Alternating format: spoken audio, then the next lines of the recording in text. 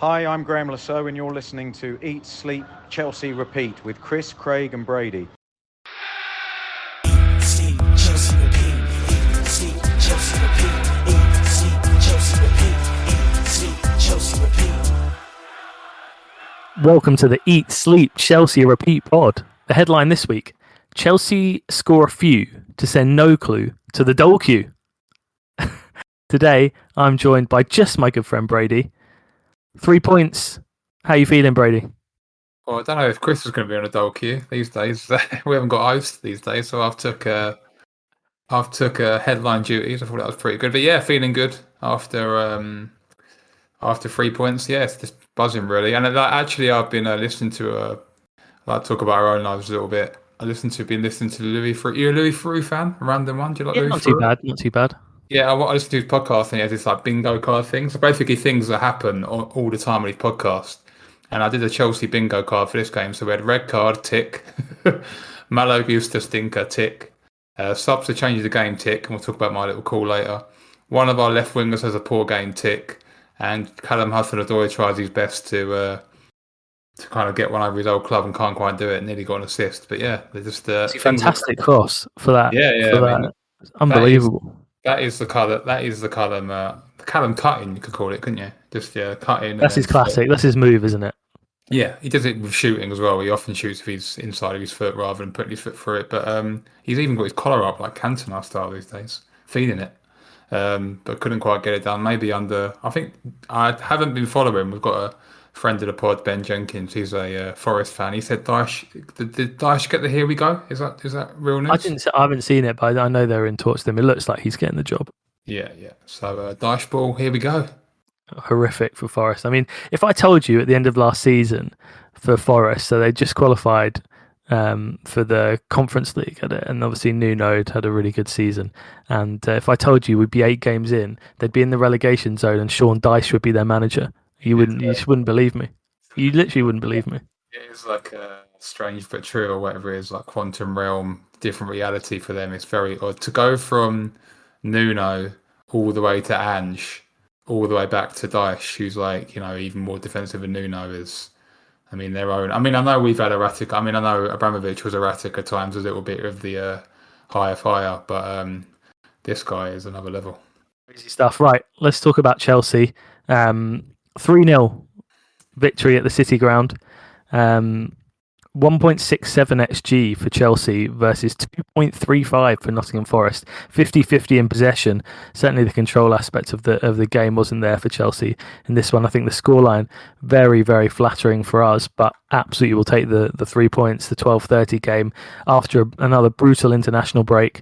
Let's hit straight away with some dislikes, Brady. Oh, it's starting negative. I've got to scroll down on my notes. The dislikes for me is ill discipline. I mean, another red card is absolutely diabolical. I mean, Matt Law said it. I know Matt Law can be a bit marmitey with Chelsea fans. I really enjoy some of his podcasts, especially on the London is Blue pod. I think some of his articles are pretty good as well. But he said that a few weeks ago that Chelsea definitely have a discipline problem, and he's right. I mean, it was a series of events where Gusto gets a second yellow and we're 3-0 up. I think it was 3-0. Was it 2-0 or 3-0? I think it was 3-0, right? 3-0, yeah. I think it was 3-0, so that's absolutely ridiculous. And then Esteval just kicks the ball in and gets a yellow. I don't know what happened there. And then Rob Sanchez just gets time wasted when you're 3-0 up in the 94th minute.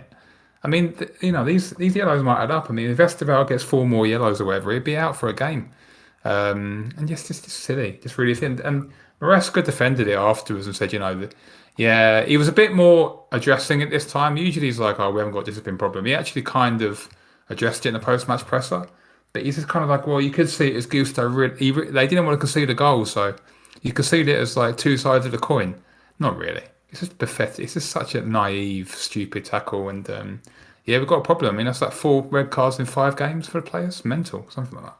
Yeah, so I'll push back on that a little bit in terms of I certainly don't think there is a discipline problem in the squad.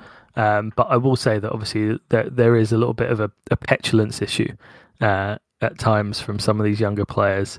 The red cards have been mostly like dogso So I don't think that's ill discipline. I think that's like poor decision making at the time. Like Sanchez, like I don't think Sanchez's red card is what I would call ill discipline. It's a fine line, though, isn't it? Ill discipline. It's an interesting debate. Ill discipline, and what were you saying? It was more like decision making. I mean, it's I think petulance from young players in some situations. that's a form of ill discipline, isn't it? A little bit. Like A little bit. I think ill discipline would be a lot of bad tackles. I don't see that. yeah, I mean, no one's 1970s leads kicking people in the air. I mean, I don't think any team does on the VAR. Yeah, but I think I wouldn't say that Chelsea are particularly reckless. No, but it's almost, I don't know. You can't be reckless these days because of VAR. It's just almost these stupid. They're almost worse in a way. It's just so silly.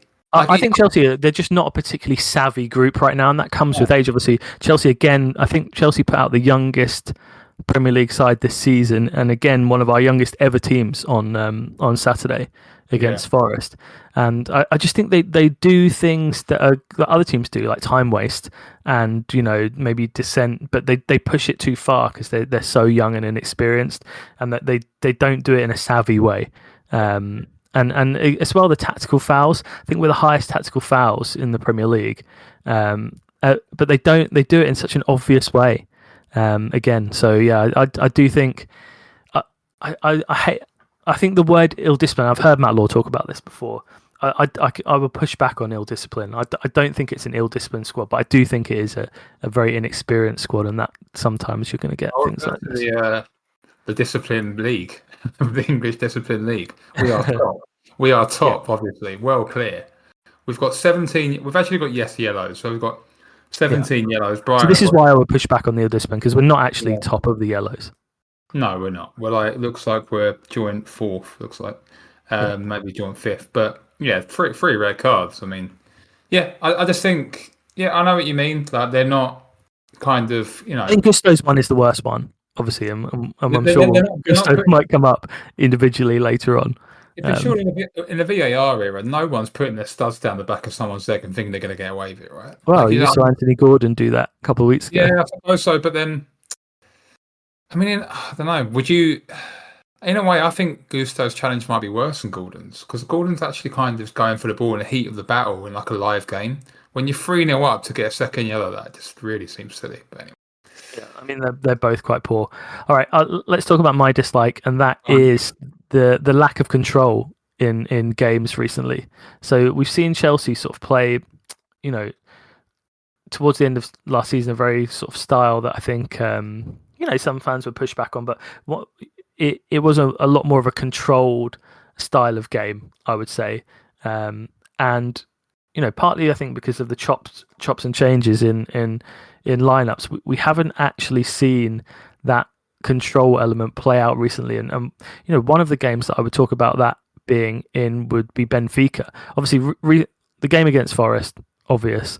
Liverpool, tough game, but that home game with Benfica, that should just be a sort of a bog standard win. That was that should be as controlled as you can get. And I would even go back to Lincoln.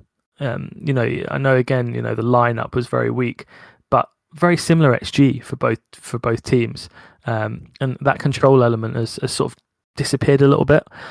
Just trying to find sort of reasoning behind that, because I don't think we have changed tons tactically. I know we like to build up a little bit in a 2-3 now. We've done that for the last sort of few games, but the style of play has changed a little bit for Chelsea, and we've got a little bit less control. And some people might like that, but I certainly don't. Just get your thoughts on that. I think sometimes it's difficult to build control when you have young players who are they don't like control. They just want to go for it, sort of thing. I think that's why Poch started to kind of. I think Poch would have been poor long term, but he was good in that season where he was a good stepping stone for the players because they could. Look at Palmer. I mean, Palmer's had his best season under Poch, but Maresca is about control and about 2-0 and just seeing the game out. But does he have the clientele for that? I think for control, you need players who can control a game, right? And we don't really, other than Caicedo, maybe. I think he can, and Reece James. But I don't think we have, and Cole when he's on the pitch.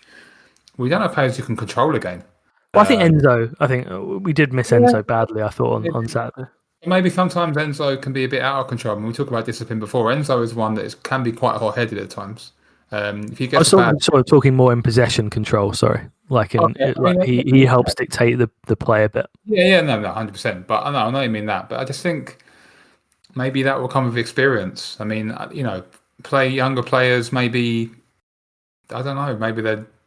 Well, you could go both ways. And maybe, what do you think? Do you think younger players are a lot more likely to be kind of like sheep, or do you think more likely? I just think like the progress under Maresca. I was expecting, through this phase of games, Forest away, Liverpool at home, Benfica at home, Lincoln away, Brighton at home, United away. I mean, United away, we can just sort of scrap that a bit, but those games, and even going back to Brentford away, again, it's been the results have been there a bit better than the performances have been recently. And we're just going through a bit of a patch, I think. And obviously, there's lots of reasons we can talk about. The key one being we're missing, debatably our best player or second best player at least. You could say the two words to it. It could just be Levi Colwill. I mean, he could be starting the control from the back. I'm just looking at understat here while we talk. I mean, Chelsea are, I think we're 14th for non-pen XA goals conceded. So sorry, goals. Goals conceded basically against. Sorry, so our defence has really gone downhill. I know it's a short sample, it's 8 games, but at the moment we're a kind of bottom half defence basically. We conceded 9 and we should have conceded 12, and we're bleeding close to 2 XG a game. I think when you do that, I think your control really just goes out the window, and maybe not goes out the window, but you have to attack a bit more. And I think I don't think it helps when you've had 2 red cards in 8 games in big games. Like I think that'll just stabilise things, right? I think that the Brighton one especially was very destabilising. Nobody saw it coming. We were 1-0 up. We were kind of cruising in that game, and that was a game we were controlling. I think that first 50 minutes. That first half was brilliant. Yeah. Yeah. So that I think that probably like a little bit like I always use boxing analogies. A little bit of boxer where they're controlling the fight and they get like there's a bit of a counter punch and they get stung and they get rocked. I think that happened a little bit, and I think by the time January rolls around or February or whatever, I think Maresca will definitely have the control back on and hopefully have the results. I think it's be a little bit of time. I think the Club World Cup and that wasn't very controlled either, was it? That was tournament football, getting the win. You remember Benfica game, like kind of just getting wins. I think that kind of, not vibe, but that kind of atmosphere and maybe chaotic nature has maybe carried over a little bit into the league, I think. Yeah. All right, let's do likes. I mean, likes is my like, because you can stamp this. I said that, I'm going to talk about Maresca, but I want to talk about me first. I said there will be, and you can confirm this, there will be 3 changes at half time, didn't I, when I saw the lineup? Yeah, you said a triple sub, yeah. Triple sub, I mean, what a shout. I mean, it's probably the best shout we've had in that group, well, for a long time at least. Yeah, it was a good shout. You called it pre-match that there would be a triple sub, wait for the triple sub at half time. Yeah, I mean, apparently he planned to play David for 45 minutes. I'm not sure about that. I think if he played a bit better, I think he might have got an hour. But anyway, we'll see. But I think, my like was proactive Maresca again. He's getting some lineups wrong. I think he's already admitted that he got some things wrong in the Man United game when we got players sent off. And in this game, I think he probably thought that maybe he got a couple of selections wrong. And he's trying to protect the players, kind of a mix of that. But yeah, I think he was proactive. I mean, when it wasn't like we were 1-0 down, it's 0-0. He could have easily played another 10 minutes and see how it was going, but he was very proactive. Now, maybe some of that was pre-planned, as he alluded to in the presser afterwards, but it's impressive. Like, not many managers in the top 4 make a triple sub at half time. You just rarely see it. So yeah, I was impressed by that.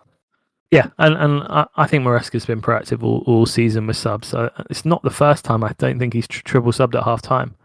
I think there's been another game that he did that. Maybe Brentford, actually. This game actually reminded me a lot of the Brentford game, actually. Kind of what dodgy lineup, team that can be quite strong at home. Yeah, he did make a triple sub at home to Brentford. Buonanotte, Fofana and Hato, who took off at half time. Yeah, and it was similar. When he brought Palmer on, the team were obviously, we drew that game, but we were much, much better second half. And it was similar to this game where I think that was after the international break as well, no? Yeah, exactly. Yeah. Basically, the first 2 halves after international breaks have maybe there's some planning there. Maybe he's literally like, I'm going to play this player for 45 minutes, which I'm not a massive fan of. But again, he was proactive.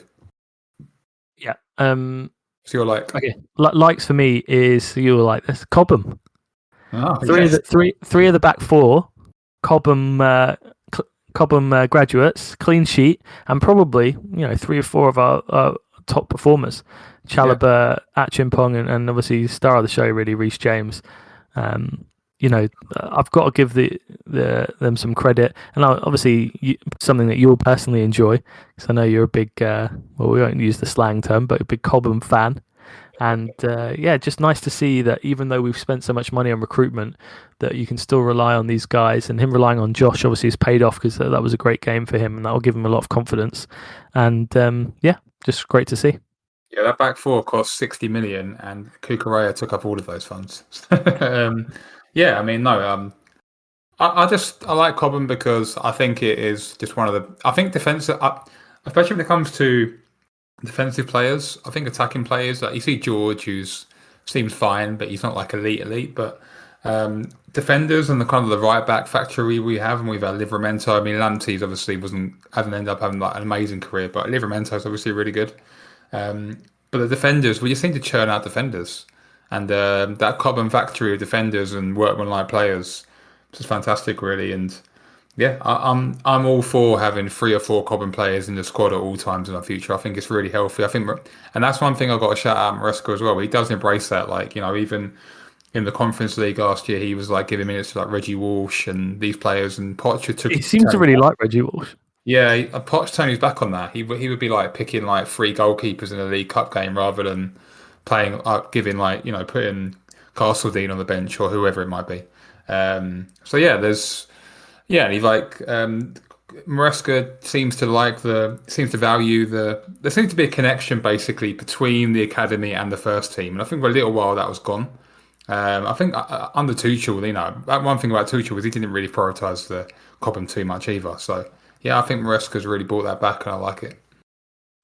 Yeah, and he seems to really like Josh, who's only 19, but I don't think he's going anywhere. I mean, we were both surprised he started this game, didn't we? I thought it would be tossing because of his height, because I assumed Chris Wood, but I didn't quite clock on that Chris Wood's been playing New Zealand the way he would be, and he probably wouldn't play. I think Iwanyi's just as big a handful. Yeah, so I thought, and Tosin had a really good game the end of last season when we won 1-0 to get the Champions League. So I thought Tosin would come straight back in, but yeah, fair play to Josh. We'll probably talk about him in the temps, but yeah, he was good.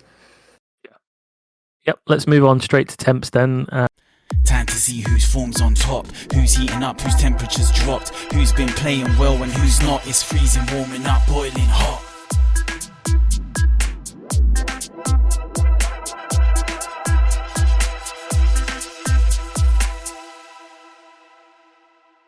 Right, Brady, who you got? Who do you think? Malo Gusto, who's in both our freezers, is he? Yeah, it is copy paste Gusto at the moment. What can I say? I don't want him to be playing for Chelsea anymore. There's not much more I can say. I think he's a backup right back playing in a number 10 position where he shouldn't be, and I feel sorry for him in that sense. But yeah, he just there was a lot of. We were both at the game at Liverpool, and he was good versus Liverpool, but I don't think that should carry over. So you should keep trying it. I think we had better. I think this was a big mistake in the game where I think he could have done something else. He could have put Santos in the 6 with Lavia and played the 10. I mean, Santos in the 10 and Gusto in this kind of like inverted 8-10 was just a bit of a disaster, really. Lavia didn't have a clue what was going on.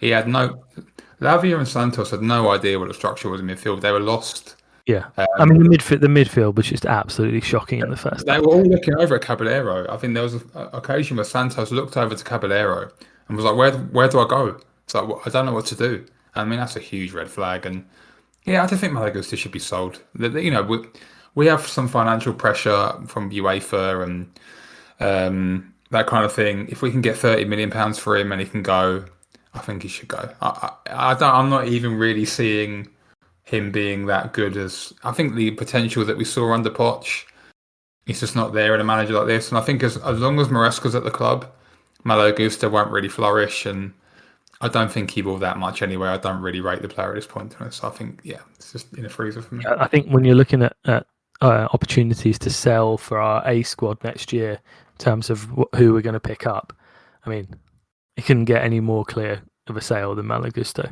Yeah. I mean, especially when Josh can play right back as well, I think, and will probably invert a lot better. And yeah, I really don't like getting on players, but I don't want to be inconsistent. At the games, at the Liverpool game, I was not happy with him. Just a lot of things. I mean, the first thing he did with this game was just kick the ball out. I mean, in the first 32 minutes, his main contribution was winning the throw in and a block cross. He just did nothing else really. And then once he got booked, you called it actually as another good shout that he's going to get sent off, and he did. Yeah, again, some credit for that in the group. Yeah, I said as soon as he got booked, not quite in the I same said we have to get this guy off because he will get sent off in this game. Yeah, good you shout. could see it happening. He actually did a really stupid slide tackle before he got sent off, and he won the ball luckily. And he's just. I mean, I've got to say, Malo Gusto, I don't like. I'm not talking about his intelligence or him as a human being. Obviously, we don't know, but in terms of football intelligence on the pitch, he's one of the least intelligent players on the pitch I've seen play for Chelsea ever. I mean, I'm really it's not passing, technical ability, but just like you talk about savviness and sort of in-game intelligence that he just doesn't have it. He's up there, obviously Nicholas Jackson is someone that I think probably would be, similar level, 10 yellow cards for Chelsea playing at striker last year in the Premier League. I mean, obviously speaks for itself. That would be Nick Jackson catching the strays, even though he's been gone.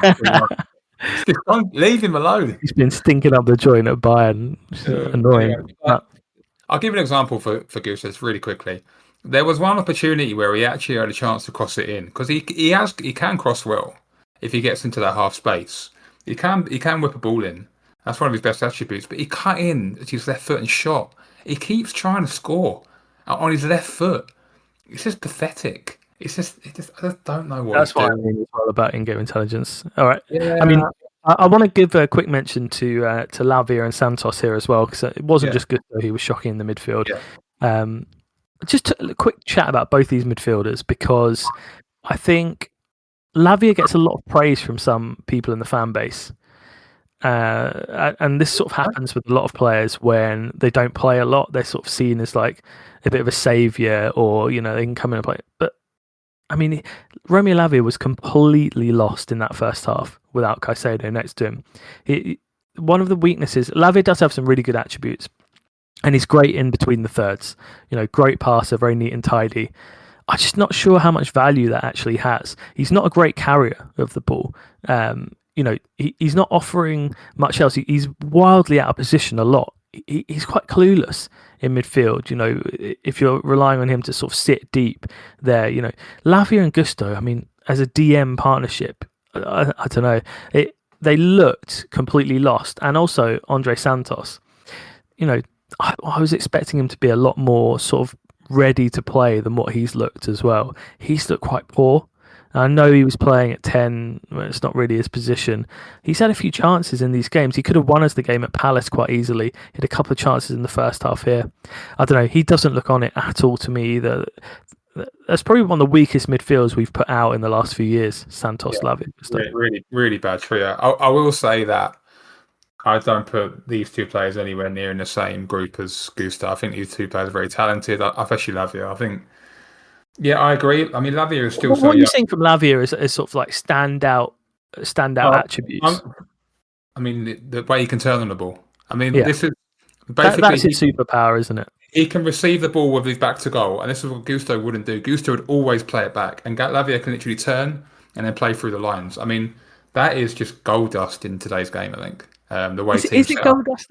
I think quite a lot of players can do that. I think so. Him and Caicedo can do it so well. They both can roll. Caicedo can, but obviously Caicedo's sort of got everything. But because the key really to breaking teams down when they sit low is basically we can play through the lines and get it to Palmer quickly, and then the teams panic a little bit and then close them down, and then they create space for others. So to kind of get through the lines quickly is just really just our kryptonite is when we don't get through the lines quickly, basically, and Lavia can do that. He can put his foot in as well. I think that's a little bit underrated. He can hustle a bit, not anywhere near Caicedo, but he is learning. I think he's physically bulked up a little bit since he's got. I mean, obviously he's had a lot of time in the gym because. I think he looks a bit out of shape. Is a different way of saying it. To be honest. I don't know about that. I think he's quite strong, but I mean, I think he's a good player, Lavia. But my main issue with him is he's not on the pitch enough. Very similar to Wes Fofana. I think Wes Fofana is a very good player, very good attributes, but not on the pitch enough. And Santos, I mean, I've seen flashes from Fofana where I can see him being sort of special player. Santos is actually, I think, will be much better in a six because Santos is similar to Lavia, where he can swivel and turn. He's not the tip of the spear. Santos, that's not what he is. Santos to me looks like, and obviously he's on a very low wage. He looks like our midfield backup for like a lot of spots for the future, which is great. But I don't see a massive ceiling with Santos. Where I was sort of excited about him this summer coming over, thinking, maybe you can push for a starting role here, develop or whatever. They're 21. They're 21 years old. He's 21, yeah, but sorry, just in terms of sitting, I mean, 21 these days is not like it's not like Esteval's at 18 or something. He's 21. He's had a loan in a big European league. I don't know. I was expecting more from Santos. I think he's been quite poor in all the games that we've seen this season. And yeah, look, he doesn't. For me, like I said, he just season in the Premier League. Like they're not always going to hit the ground running like Esteval. Yeah, but I wanted to see like a special ceiling for him. And I don't see that anymore. Well, obviously, I'm not completely writing off, but I don't see that sort of. I need a bit more of a sample size. I don't think he's like a wow player, but I think he's got a lot of good attributes. But I think Lavia. Yeah, when you see sort of Esteval play, or when you saw Caicedo play in the first season, or Cole Palmer play in the first season, these sort of special players that you're like, oh wow. Well, I thought Santos could be one of those guys, but yeah, I've been a little bit disappointed. I think there was like tags of like he's unsellable. I mean, I wouldn't. I mean, not that I want to sell. If I had to sell Andre Santos tomorrow for like 50 million, I think I would. I mean, absolutely. Yeah. I think it's just. I think I'll say that much. So yeah. Okay, let's do warming up. My warming up's controversial, but again, it's a shout that I was begging for actually during the Liverpool game. I'm just going to give it to Mark Guiu. It's just. It wasn't. I'm going with Josh Achimpong. Yeah, I mean, there was a lot of players that you could put warming up. I mean, like Trevor was good. There's some others in board, and I'm going to put. I thought Cucurella was good.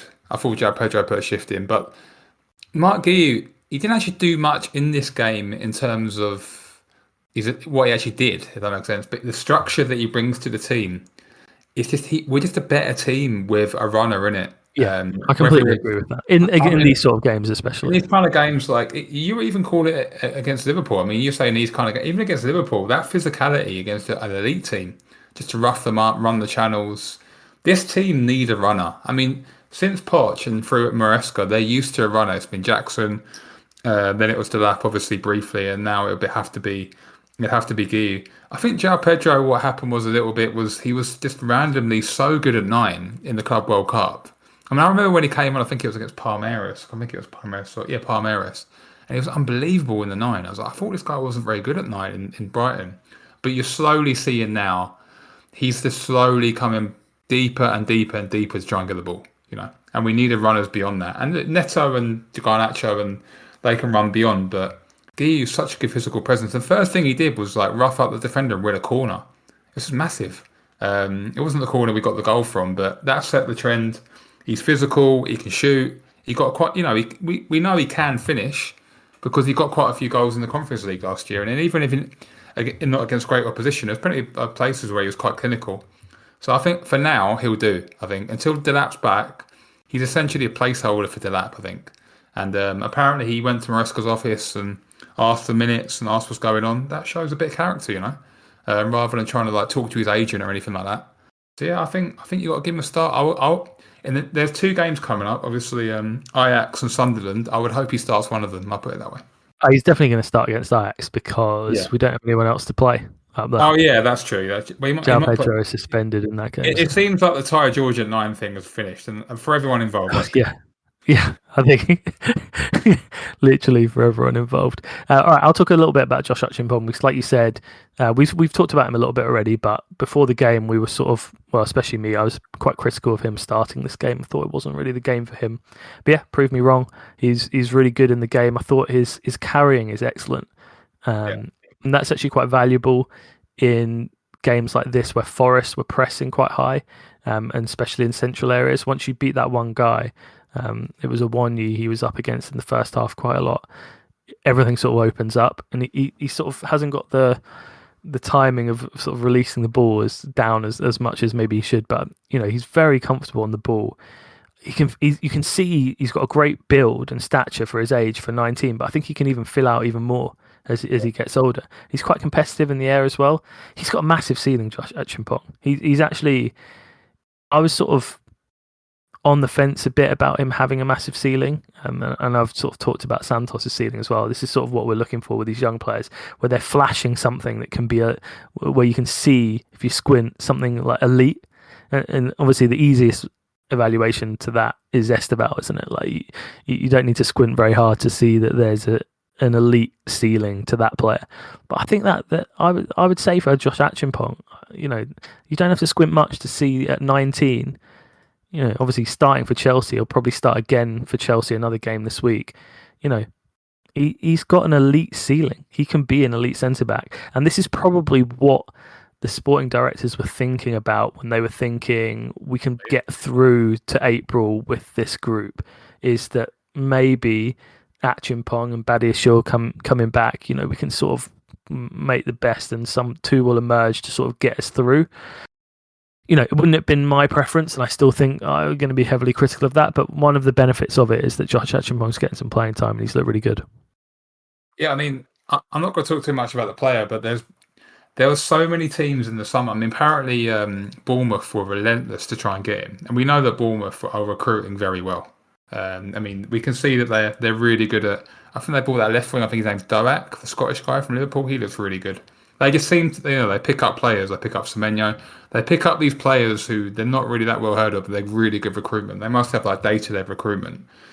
There's just so much heat around this player, like so much hype around this player. And, Chelsea were desperate to get the contract done.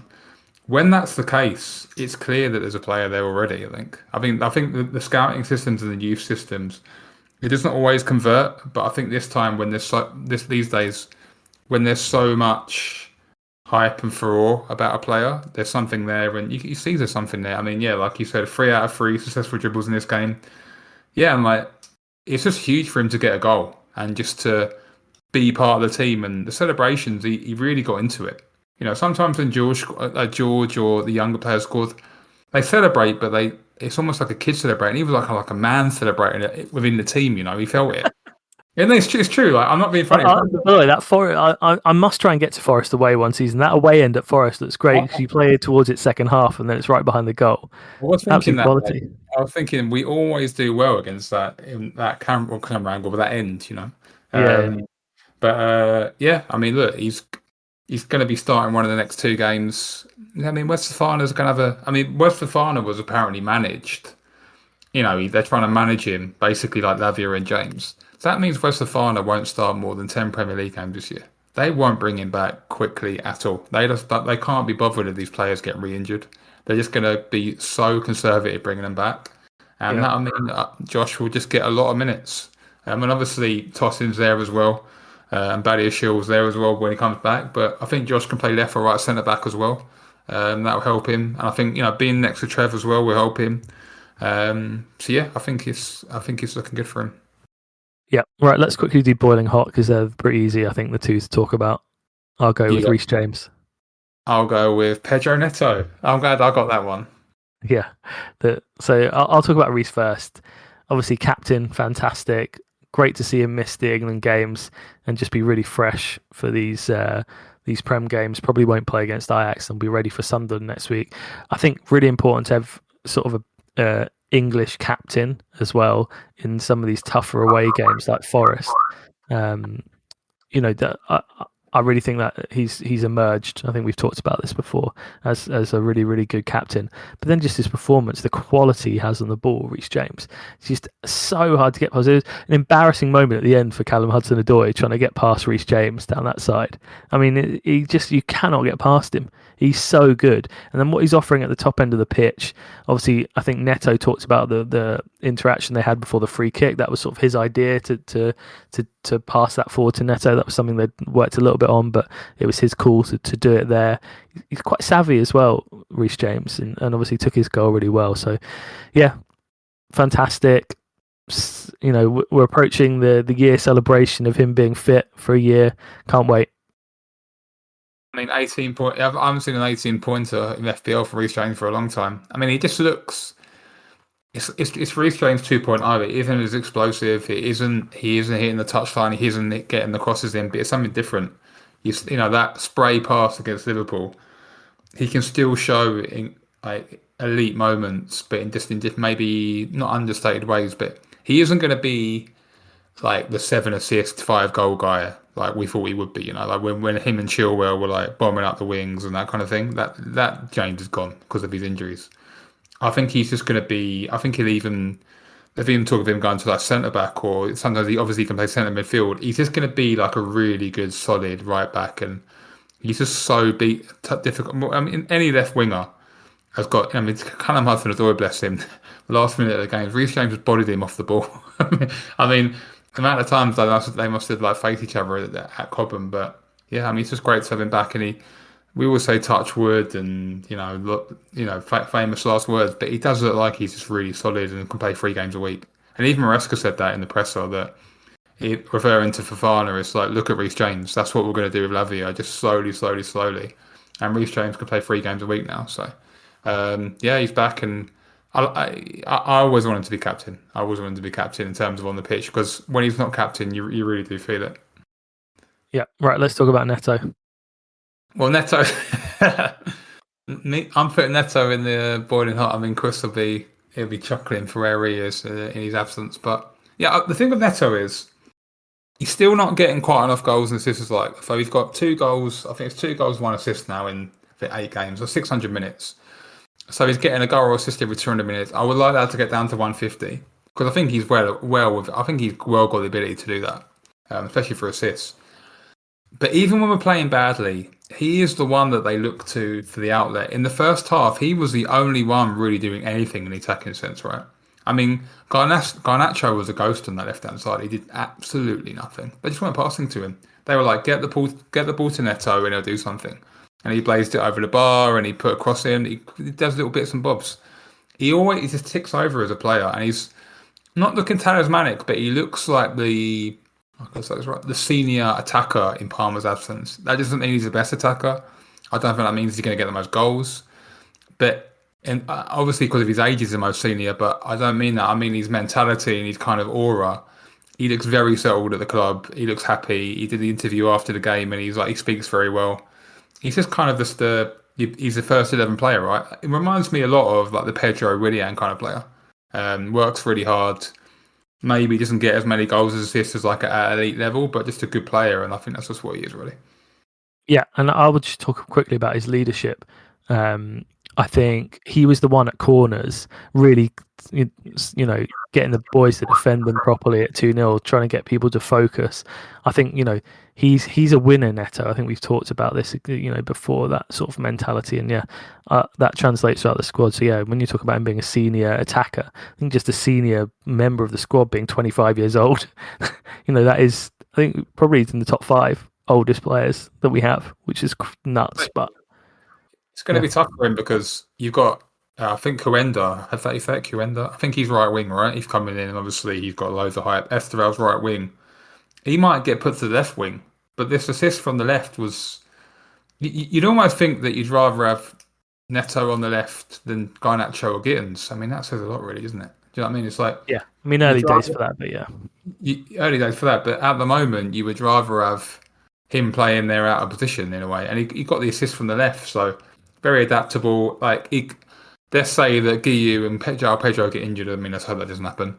He could play in false 9. He played false 9 last year. He can do jobs. Do you know what I mean? Yeah. That's what I like about him. So yeah. All right, let's go round the grounds and let's talk about the other Prem teams. So the early game, obviously, Chelsea winning 3-0 at Forest. Brighton 2, Newcastle 1. Massive win for Brighton. They might actually finish above 9th this year, which I predicted them for. Newcastle conceded less than XG in this game. Very good defensively, but they're slipping behind the pack, so that's difficult for them. Danny Welbeck, more goals for him. You're Relentless. the guy who keeps you up at night, mate. He does. He's in my nightmares, Danny Welbeck. Burnley 2, Leeds United 0. Massive win for Burnley. Yeah, Leslie Ukachukwu goal alert. He's getting a few goals. There's another absolute, I can't know the other guy's name, absolutely amazing goal for the second goal for Burnley. Massive win. I think they beat Sunderland 2-0 at home as well. Leeds are a good side, I think, but they need to sort their way form if they're going to stay up, I think. I mean, I think Leeds, if you look at that, didn't watch the game, but they absolutely battered Burnley. It looks like from the XG 2.63 versus 0.4. And Burnley were 1-2-0. I mean, that's just absolutely nuts. Crystal Palace 3, Bournemouth 3. What a game. Yeah, what a game. I mean, just two really great teams and two great managers, and a case of a striker scoring a hat-trick but going home crying, I think. Mateta, I think at the end he could have won it. I mean, that would have been an epic moment. That would have been one of the all-time Premier League moments, I think. I mean, still amazing. I mean, it's one of the best Premier League moments for certainly for Palace, ever. Yeah. Yeah. 4.44 XG for Crystal Palace. They're one of the best attacking teams in the league, and I think a lot of fans at the start of the season were quite disappointed with that 0-0 at home. I mean, that looks pretty good. Yeah, it doesn't look bad now. But I think Mateta himself got 3.67 XG himself. Mad. It's crazy, yeah. He actually slightly under-realised his XG by getting a hat-trick. Man City 2, Everton 0. I mean, the best start to the season for Haaland. And like, if he keeps scoring at the rate he does, he will just single-handedly keep City in the title race. I mean, you can talk about people don't rate Shirky, they don't rate Mamouche, they think City are a bit shaky, they're in transition. If Haaland gets 35 goals this year, which looks like he's going to do, they'll be there or thereabouts because he's just elite, man. Just what a player. But I've got to say, Everton, I watched the highlights. Everton are a good side, They had their chances first half, and they're much better side now under Moyes, attacking wise.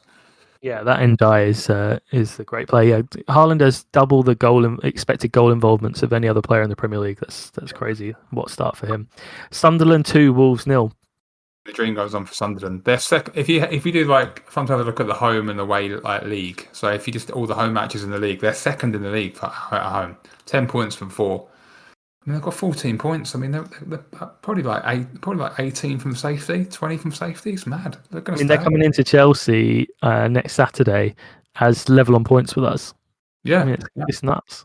Well, crazy, and then luckily they seem a bit weaker away, obviously, and United beat them at home, so hopefully we can turn them over. But yeah, I mean, I feel a bit for Wolves because Wolves. I mean, they obviously lost Cunha, but they've got a good few players there.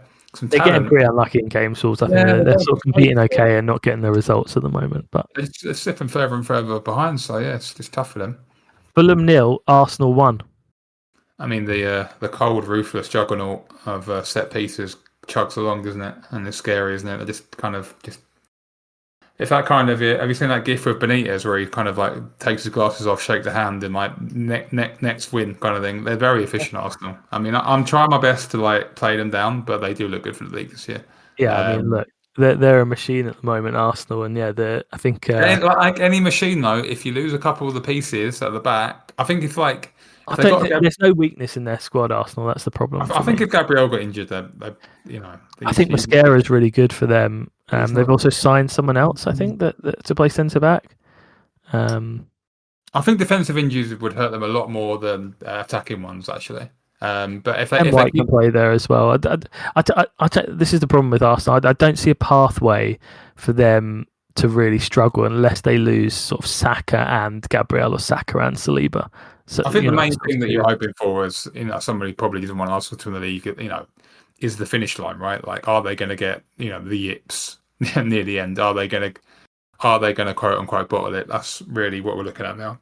In terms of Fulham always give a good account of themselves. They're a good team. Obviously, they got quite unlucky against us, but I feel sorry for Marco Silva. It's like, you can tell he probably thinks he should be at a bigger job and bigger team, but he just needs more better players under his. Let's need more recruitment. They didn't really recruit anyone in the summer. They got that Kevin, didn't they? But they're a good team for them. They give anyone a game, but they just don't really have the players. Tottenham 1, Aston Villa 2. Is Thomas Frank starting to catch the classic case of Spursy? They started really well, but then they're slowly just the odd results coming in. I mean, they got a bit unlucky in this game as well. I think Villa 0.3 xG. I mean, Villa are one of those sides. I think both sides were pretty poor in this game, and Villa somehow sort of fluked to win. To be honest, Rodgers finally showed some teeth. I mean, I know Chelsea were after him. I would be dodging him. And Emery's started turning it around. Emery digs it out. They've won 5 in a row. All comps, Villa. Liverpool 1, Manchester United 2. Well, I mean, what a mad game. I haven't played FIFA in a while, but I remember I used to do that all-out attack option. You just literally just chuck all the attackers on. I mean, it was like 3-2-5 at one point for Liverpool, and slot put everyone up front. Yeah, I mean, massive result for United. I'm not sure it will be the turning point for them that people think it will be, but yeah, huge result. I think United have been all right this season. They're sort of nothing special, but they're sort of average. There was a lot made of yesterday, but it's just variance. Like, not to be technical about it. I mean, Liverpool can lose at Anfield eventually. I mean, like, Liverpool, they're a good team, and there's probably loads of times Liverpool, they should have lost last year, but they got over the line. It's just variance. It just happens to have lost 4 in a row, and they're stuttering, but I wouldn't be. I don't know. They've got so much talent, man. I said last week on the pod, what was broken with Liverpool is not just something you can click your fingers and fix, and it's going to take a bit of time. But yeah, obviously they've got good players. I still think 3rd or 4th for Liverpool. I don't think they're anything special at all. West Ham Brentford is currently on, and it is 0-0. 0-0. There we go. 0.03 xG for West Ham. 35 minutes in, disappointing. All right. That's around the grounds. Let's quickly talk about the Dave Fallows hire, because I think this is reasonably significant, having a little reshuffle at the top end. I think Fallow's history, obviously, with Liverpool was involved, at the time with the signings of Salah and Mane. I think he's got a bit of a rep as someone who's sort of a data guy, but I think my understanding is that he's sort of a scout that sort of looks into data, and I think he's just there as a bit of it's obviously we're not going to ever find out the actual roles that everyone's going to do, but I think he's just there to sort of assist with Stanley and Stuart, and they'll all be involved as sort of a working team. And obviously it's nice to bring someone in that has experience managing or being in that sort of room, managing a squad of elite players that are actually winning things, whereas obviously that hasn't happened with Stanley and Stuart yet in their careers. So yeah, it seems like a really big pickup. Yeah, great pickup. I mean, I've always been kind of envious of Liverpool's recruitment. Maybe now they're starting to get larger with Wirtz, and they're starting to pay more. But I mean, I think they bought Firmino, Mane, and Salah. I mean, it was a long time ago, but like 100 million or something like that, something mental. And they picked up Jota and Luis Diaz. This is all when Fallows was there. They picked up Andy Robertson for like 6 million, just like stuff like that. They've got Alisson before us, and yeah, it's exciting. I mean, I know Sam Jewell's there from Brighton as well, so maybe he'll be teaming up with Sam Jewell, or maybe Sam Jewell's moved on. I don't know. I think they're just building a structure and a lot of advisors, and they clearly want to go to the top. And I think it's a big appointment. I think it's a really, really, really nice one. Yeah, great to get some exciting hires in the recruitment area for sure, and just some people with some more experience. All right, let's talk FPL quickly before we wrap up as well. Nick Diath is top of the FPL league with 527 points. James Fairhead in second. Dave Pountney in third, or joint second, really, actually. And Paul Fulton in fourth. Who's in fourth, sorry? Paul Fulton, Pab. No, Pab's in fourth. Where are you, Craig? James Brady in sixth. Craig McCorkle in 13th. Yeah, nice. And Chris McCorkle, he's usually somewhere down the bottom. Yeah, 34th in our FPL league. Chris, absolutely appalling fantasy player. Let's just have a quick check on Nick's team. 68 points this week. Captain Haaland, obviously, the blueprint for success. Dubravka, 9 points on the bench. Disappointing. And Munoz, 10 points for him. Gyökeres and João Pedro as a strike force has been a big letdown in FPL over these last few weeks, but I think a few people will be letting them go. I've got Bruno Fernandes, and actually we actually went to the cricket a few weeks ago, and I had Fernandes, and he scored, and I wasn't even that happy, But I don't like Bruno Fernandes very much as a player, and I just put him in because he can get loads of DEF CON, and he can take set pieces and penalties. And he did that. It was a good assist, obviously, from Maguire. I mean, it was a good assist. But he's just, he gets one assist and then gets 3 bonus, and it feels so dirty. It just feels wrong. But you just have him in there, just for the points, it doesn't feel good. I don't sleep well at night knowing I've got Fernandes in my team, but it's got to be done. Yep. All right. Ajax up next for us in the Champions League. Massive game on Wednesday night, and then Sunderland at home on Saturday. We'll be back next Monday to talk about both those games, and there's a small chance we'll get a preview out for Sunderland on Friday. All right, thanks very much, Brady. Problem. That's all we've got time for today. For all updates on things ESCR, you can follow us on X at Eat Sleep Chelsea and Instagram at Eat Sleep Chelsea Repeat. As always, we hope you're carefree wherever you may be, and thanks for listening. Eat, sleep, Chelsea, repeat. Eat, sleep, Chelsea, repeat. Eat, sleep, Chelsea, repeat.